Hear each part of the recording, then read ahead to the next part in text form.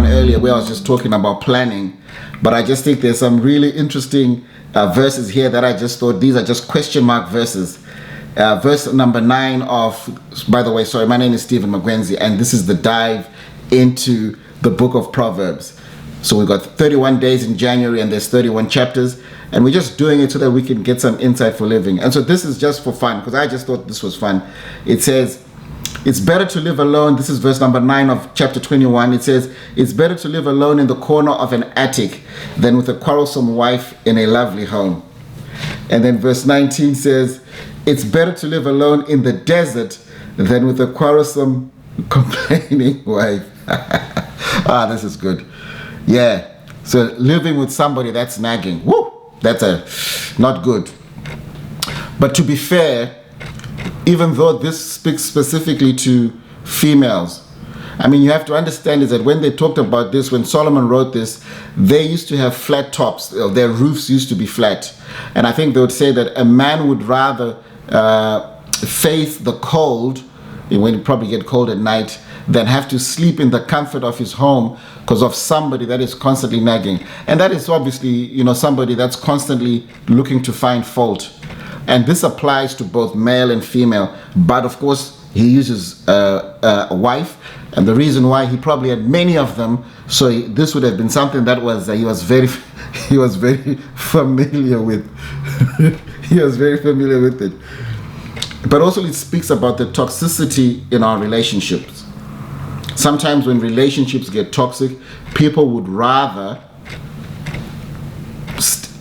live in the attic or just get out of that home, even though it might be comfortable, live in an uncomfortable situation because of that. Imagine having to live in the desert, very hot during the night, super cold during the day, all because you're running away from somebody that is constantly looking to find fault, doing things that are, probably very negative. And so I guess the one thing is that if it's about toxic relationships, you got to do your best really to, if you can't solve those issues, then, man, in fact, I will encourage you to get some help.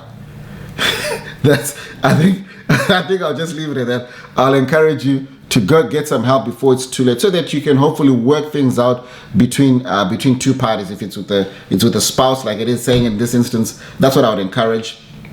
And the other thing is that as you're looking to do things, because this quarrelsome, complaining, is fault finding, is try and overlook each other's faults. And I think that will go a long way in trying to restore your relationship or trying to make it better.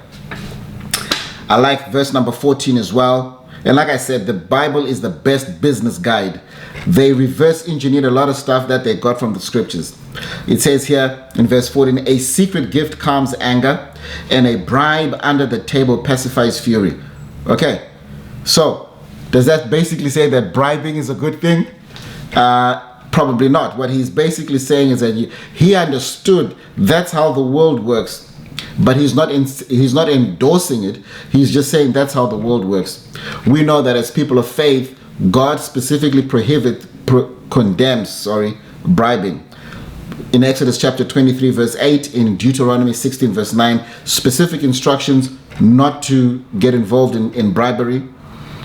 One thing that is not good about bribery is that a bribe I think that what it does, that it creates an uneven playing field. Somebody always loses out, even though they're putting the best foot forward. That is why I guess we have to try and mitigate against it, and not to participate in it.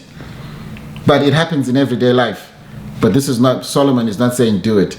Even though when you read it, it seems like, the Bible endorses bribery. No, it doesn't. I gave you the scriptures that tell you that God clearly condemns it. And then, of course, the last thing I'll say is stewardship. About stewardship, verse 17 and verse 20.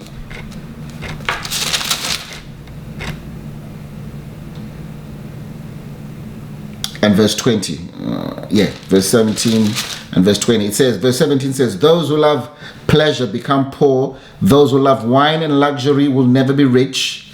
And verse 20 says, the wise have wealth and luxury, but fools spend whatever they get. Okay, So the person that loves pleasure and luxury becomes poor. Why? Because their focus is on temporal things. I'm doing things like entertainment, and all that is good. You want to have a good time because you work hard. You also want to play hard. You know, you want to play and enjoy yourself. I'm not suggesting that you don't do all of that. Of course not. But also I think that if that's all you're using your time for, then we need to be using our time more wisely, because, as they say, time is money. And the only reason we say that is because you can put a value to it.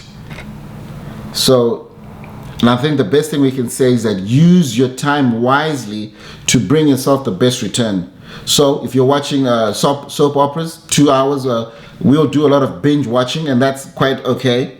But perhaps that if we could spend less binge watching and start thinking about, maybe a side hustle, what could that be? So using our time wisely is a good one. And I heard, you know, stewardship is such an important thing, and it involves guarding resources and using them wisely.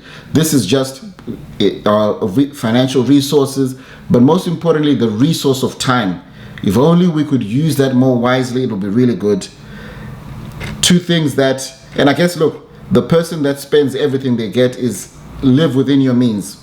And I heard Trick Daddy's a rapper, and he was just talking about whether he heard somebody say that if you have more in your closet, which is your wardrobe, than you have in your driveway, and in your driveway than you have in your bank account, then you're a fool. Because it just means that you're not living within your means. Live within your means. This is some advice, of course, coming straight up from Trick Daddy in Miami. I don't know him personally. But the last thing I'll say regarding stewardship is that we need faith for income and wisdom for expenditure. That's not my saying. I heard that from John Finkeldy, who is a mentor of mine and a coach, but also from Grow a Healthy Church. So if you want to get John Finkeldy from Grow a Healthy Church, I endorse John Finkeldy, but also from Phil Pringle, who is the leader of the C3 global movement. Faith for income, wisdom for expenditure. And so, yeah, that's the book of Proverbs, chapter number 21, gives us insight for living. My name is Stephen Mabwenzi. Thank you for liking, subscribing, leaving your comments, and joining me. I hope you're getting so much out of this. You know, I certainly am for myself as I'm just revisiting these scriptures. I'm getting things that have benefited me personally, and I just so hope that you would allow these words to benefit you as well. And so God bless you, and peace.